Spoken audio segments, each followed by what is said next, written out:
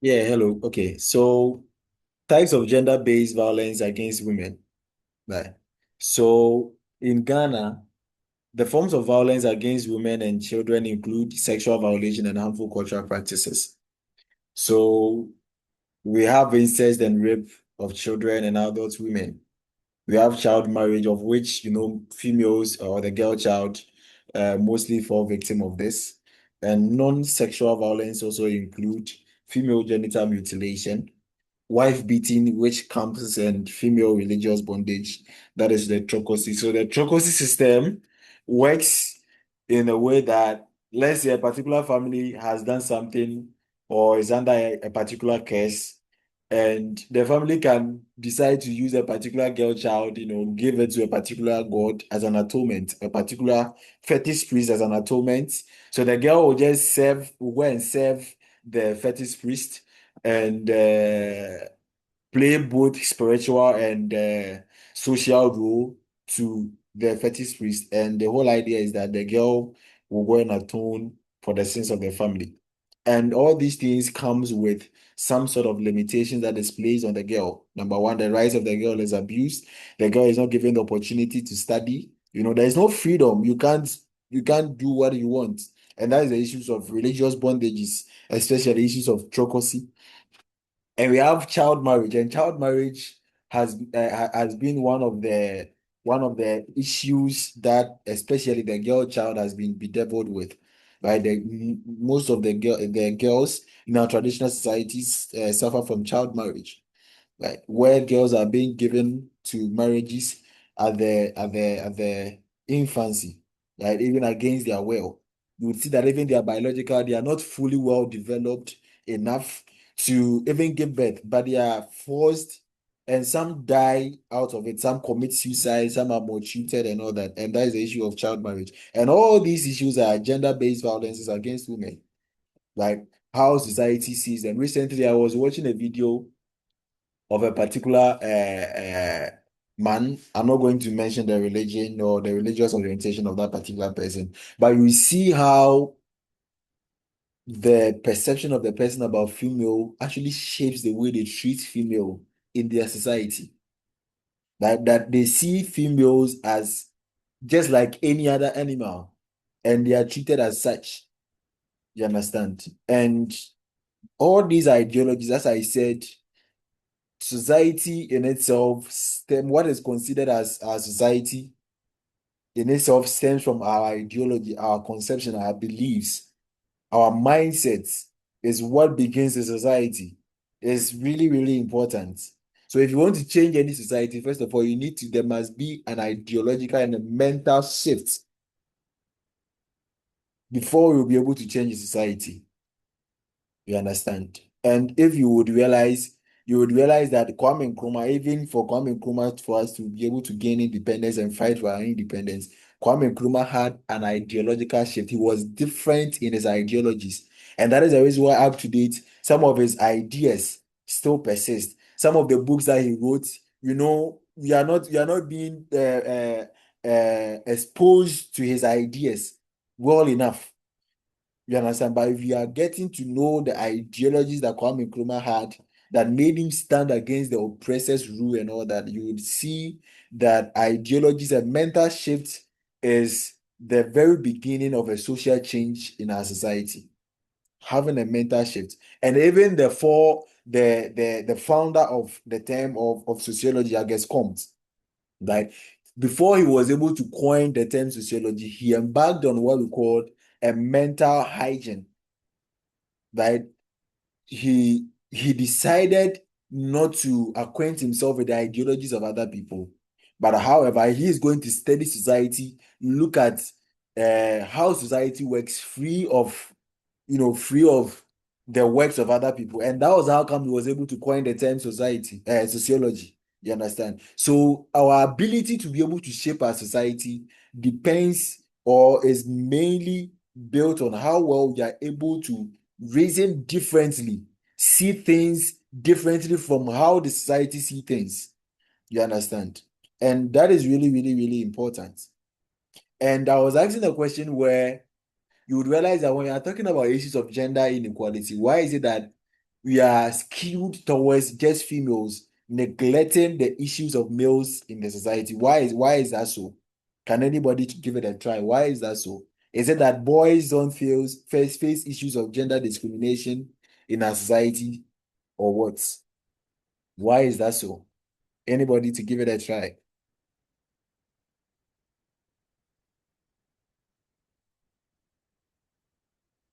Anybody? Anybody? Can you hear me at all?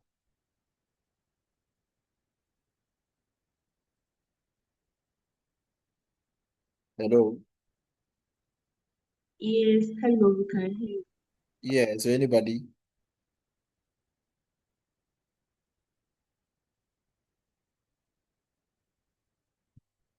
Now, that when you are talking about gender inequality, everybody is now thinking about females, neglecting what males also face in the society. Why do you think that is the case?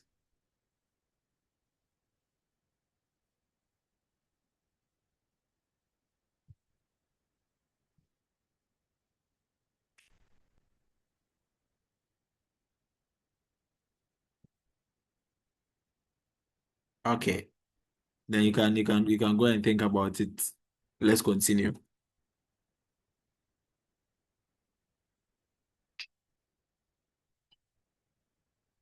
So let's look at gender in the workplace, but how males and females are treated when we come to the workplace. The other time I was making mention of the fact that the workplace in itself is not just for economic purposes, right? It's also a social place, it's a society.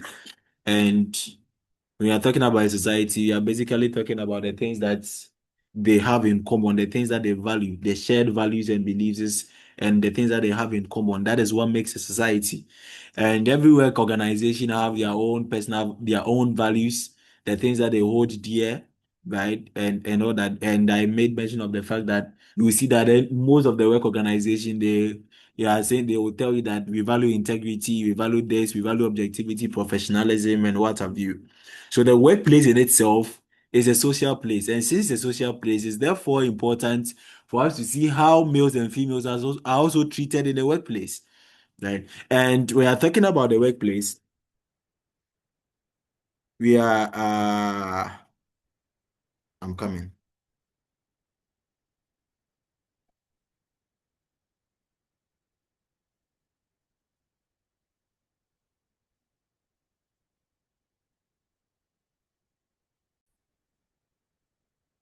Okay, okay. Sorry, I had to attend to something.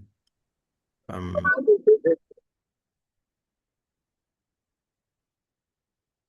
okay. So as I was saying, we need to be able to know how males and females are treated at the workplace, because the workplace in itself is considered as a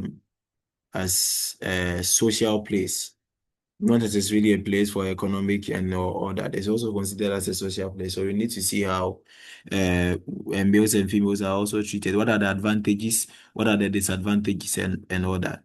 So when we are talking about workplace gender issues, we are basically mentioning three main things. One, glass ceiling, sticky floor, and glass escalator. Right. So we are talking about glass ceiling. We are talking about an invisible barrier that prevents women or the minorities from rising to the top positions in organization despite having the qualifications.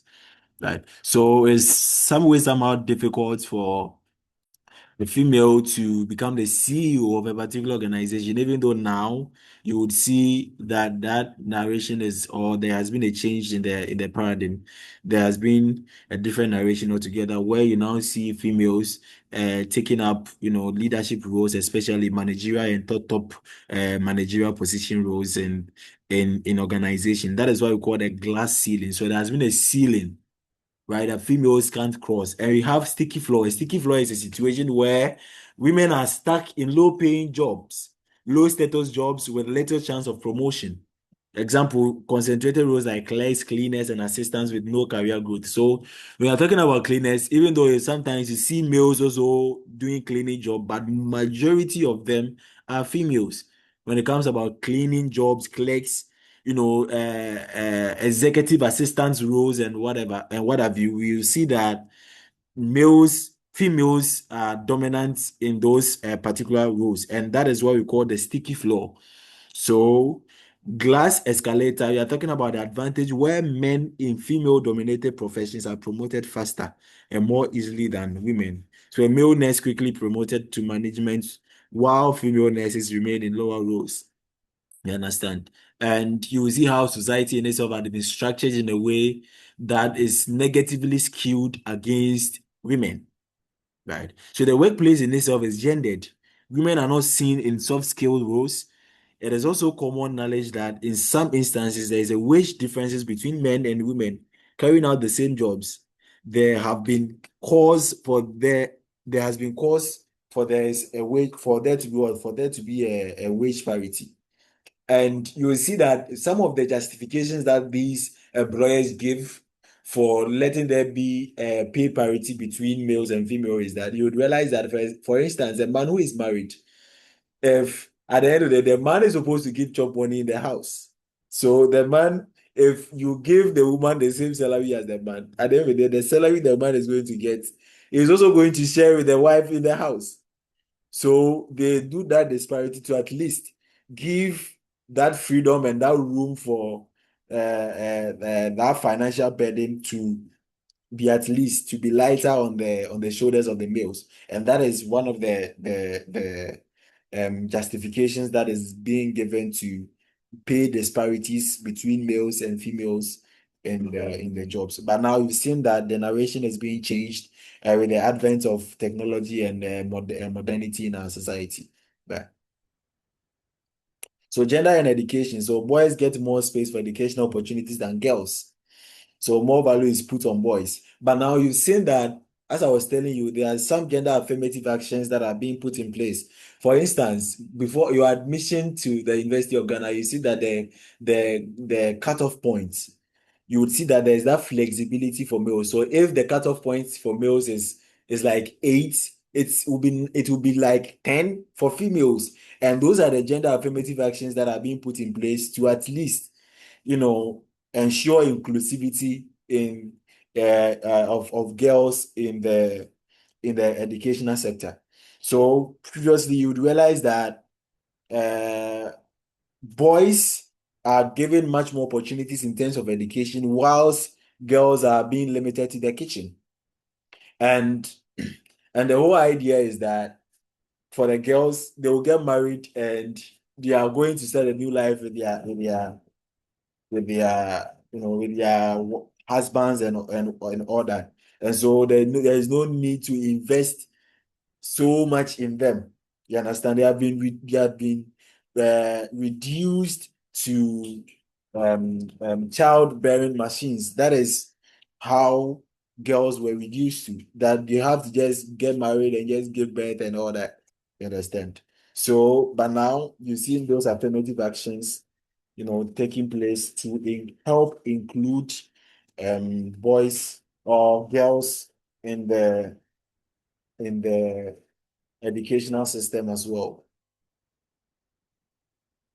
And some of the factors that contribute to girls' enrollments, low girls' enrollments in education. Number one, you see teenage pregnancy as a factor, because father or some of the parents, they will try to educate their girl child, and at the end of the day, the girl child will go and get pregnant. It's like it's a waste of money. So just to prevent me wasting my money, then you are not going to go, I'm not going to enroll you in education in the first place.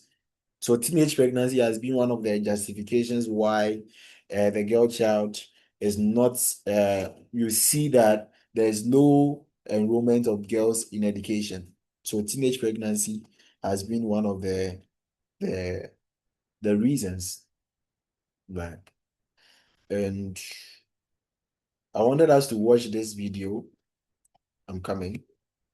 About child marriage. Let's see. Uh, Let me stop sharing and share this instead.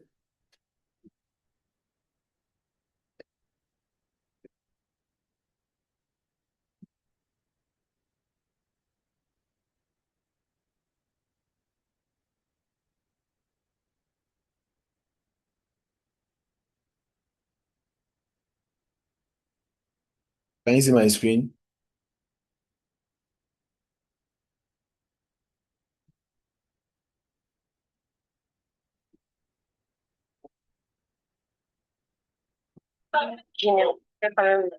By the way, can you hear so that I'll know how to do that? Just can you hear and can you see the screen? Hello? Yes, please. We Yes, can Can you hear the hear sound you. of the video? Hello? the video is paused now, so we can't hear any sound. Okay. Je me suis mariée à 14 ans.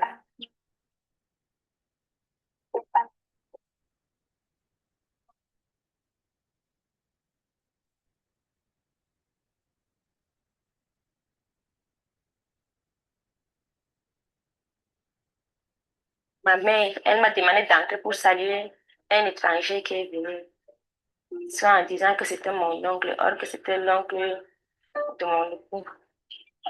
C'est là que moi, je suis entrée et on a fermé la porte sur nous. On a appelé la voiture de venir me chercher. On m'a pris avec la force et j'étais dans la voiture. Je voulais même sortir de la voiture pour m'enfuir. Et il y avait même les gardiens là à côté de moi, ils ne pouvaient même pas m'enfuir. Le même jour, quand ils sont arrivés, je voulais m'enfuir. Après cela, ça n'a même pas fait 2 semaines. Je me suis enfuie pour venir ici à la maison. Et ma mère m'a dit que si je reste ici, là, elle n'est pas sortie de la maison, soit j'étais oublié qu'elle, c'est elle qui m'a accouché. C'est là que j'étais obligée de rentrer. Je vous laisse dans le Mississippi.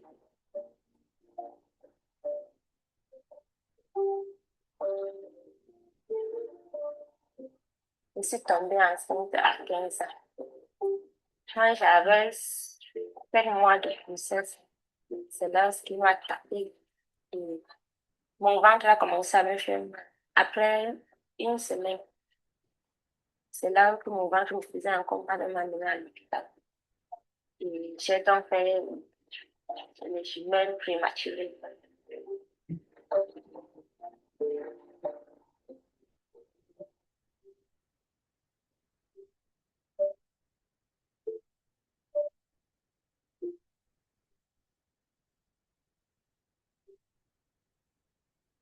J'ai décidé que beaucoup de personnes doivent entendre mon histoire parce que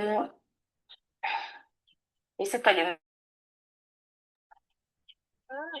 Esther, Esther, Esther, ven aquí, ici, hein?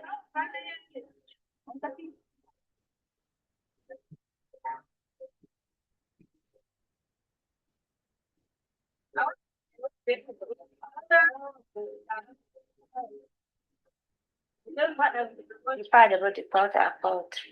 Je leur demande de venir chez moi. Quand ils viennent, je leur raconte mon histoire. Comme ma mère m'a fait, elle est devenue aveugle, il n'y a pas l'argent. Elle a préféré que j'aille en mariage. Je veux aussi conseiller les mères d'enfants de ne pas envoyer les enfants en mariage civil, même s'il n'y a pas les moyens. Ta voisine vient se plaindre chez toi. Tu dis que non, Aurélien, ce sont les choses des enfants.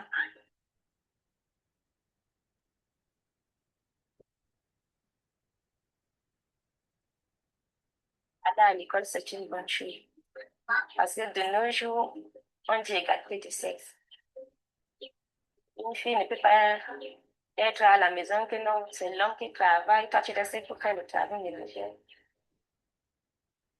Je veux que ma fille, elle doit aller à l'école. Elle doit aussi avoir une bonne éducation. C'est pour cela que je m'engage pour sensibiliser les jeunes, les mères et les pères pour que les droits des enfants doivent être respectés.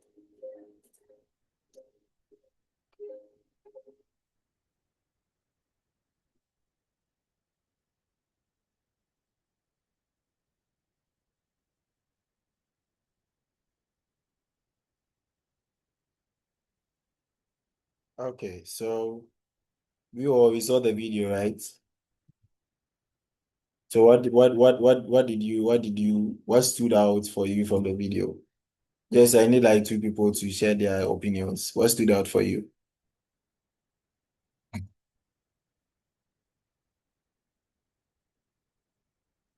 What stood out for you?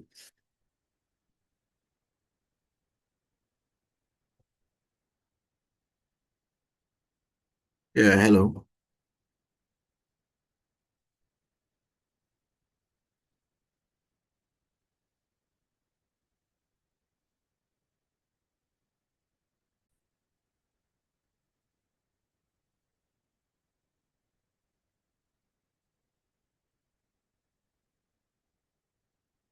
Yeah, so saying that what stood out for you from the video we just watched? Okay.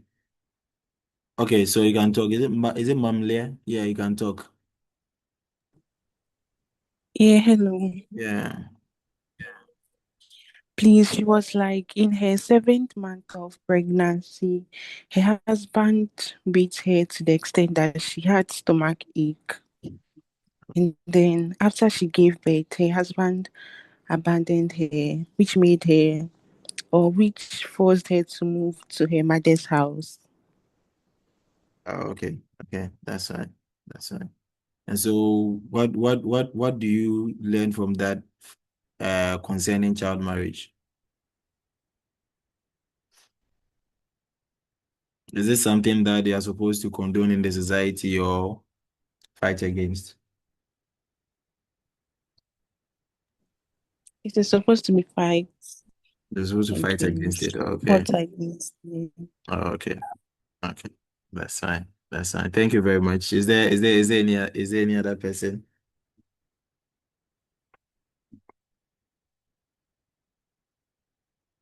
Yeah, Juliet.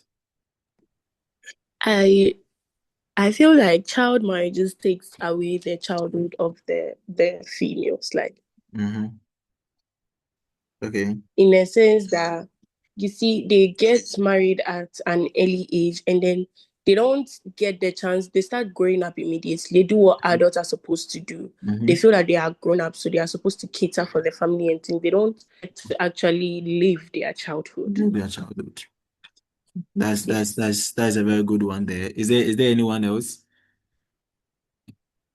We are now talking about child marriage. So this is when we are done with this, I'm not going to say anything about child marriage again. So you just have to be putting some things down. Is there anybody else? What do you learn from the video? What do you think about child marriage? What are the advantages? What are the disadvantages? Anyone? let's be quick here. Our time is we have like 10 minutes more to finish. So let's be fast so that we can finish fast. Anyone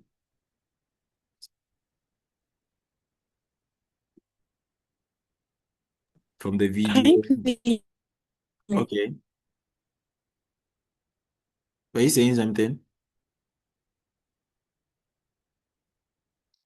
I Okay. was like, can you please come again? Okay, so I was saying that from the video, what do you think about child marriage? Anybody else to share his or her idea?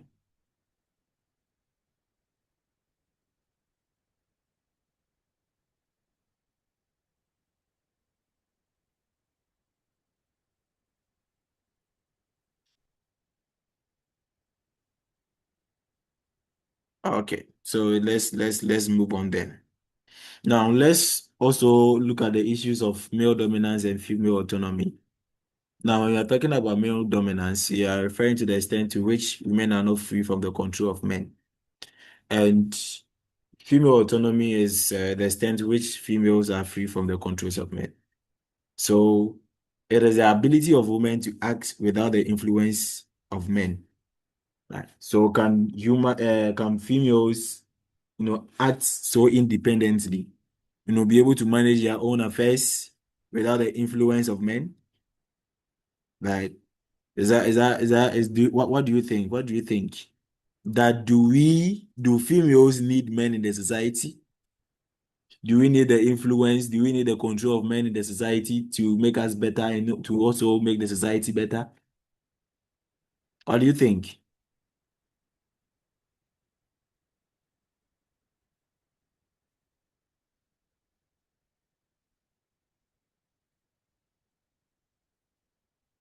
Mm-hmm. Anyone? Yeah, Juliet. Please, I think we need the influence of men in the society to make everything better. Because as much as we are trying to like empower women to also be outspoken in things, without men, we can't do certain things in the Okay. society. Yeah. Okay. So certain things like Certain things like I think leadership in leadership and other stuff. Yeah, as much as women have patience for people and stuff. When women get in power, most of them become arrogant. And an example is what was happening in Tanzania, how the female president was taking over her power. She thinks she's now having the power over everybody, so they have control to do whatever they want. But mm, male, on the other hand, know how to talk to people and handle situations much better. oh, okay. That's very nice. And I think that's a very good submission. And you see, from Juliet's submission, you would see the issues of gender stereotype over there, right? That when it comes to females, when you're given that is overall perception. I'm not saying that just Juliet, but that's overall perception that females, when they're given power, they feel power threatened in a way that they go all length to prove that they have the power. You understand? They go all length, even though they have the power, all right. But sometimes when you challenge them a little, they feel that you are threatening their power and their existence as a whole. And that has been the conception about females in power. You understand? And that's good. So just as you can't choose between breathing in and breathing out, we need the control of men in the society as well. The influence of men in the society. As I was telling you, no matter what, you will need men. Males can never. You see, there are some of the weight that males can lift. There are some of the things that males can do, especially when it comes to the energy, the strength that we need.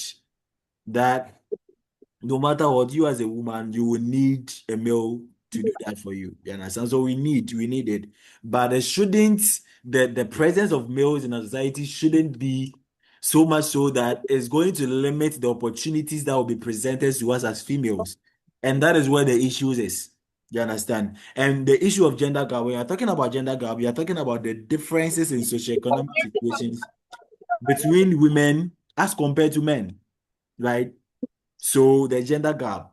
So the differences between males, the socioeconomic differences between males and females is what we call the gender gaps. And these gaps can be classified in three levels. Number one, we have inequality in access to control or over resources.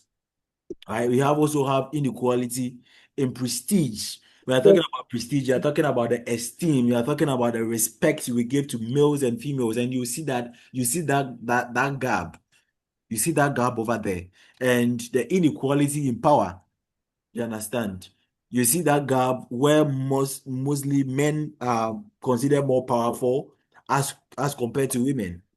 You understand? And that is what we call the gender gap. So issues of gender gap, we are talking about issues of prestige, issues of power, and issues of control over resources. You understand? So that is it. Let's now move to gender equality and gender equity. Like fast, fast, fast, fast. You have like 3 minutes more to end, so I'm just going to move fast. Now you're talking about gender equality. You're talking about treating males and females equally. So what you are giving to males, you do same for females. You understand? So this include equality in access to education, health, administration, managerial positions, in wages, and in political positions. You see, in there are some particular regard that gender inequality works, but gender inequality can never be applied to everything in our society. You understand? So gender equity in terms refers to the fairness and justice in the distribution of resources, responsibilities, and benefits between two genders. And I will always move for gender equity over gender equality. I will always move that. So based on cultural differences, equity has different implications to different societies. That is what we're talking about. For example, let's look at this image. Now, if you are going to go by gender equality, have you done any good to the female or even the child that is seated in the chair or the person that is seated in the chair? Because you gave them equal access. You understand? You haven't done any good because giving them equal access even elevates the other over the so equality is like you're giving us equal access. Equity means that you are meeting each person, each gender at the point of their needs. So you try as much as possible to help each other to reach a particular level instead of just giving us equal opportunity, but rather you meet us at the point of our needs, and that is gender equity. As I told you, I'll move for equity over equality at any point in time. And so gender sensitivity refers to a situation whereby we recognize and respond to the issues of gender and the acknowledgement that gender differences exist and analysis of how they arise. And let's look at gender mainstreaming. Gender mainstreaming, we are talking about how we are able to include issues of gender, male and female, in policy developments and implementation as well. So that is it, and that brings us to the end of our class.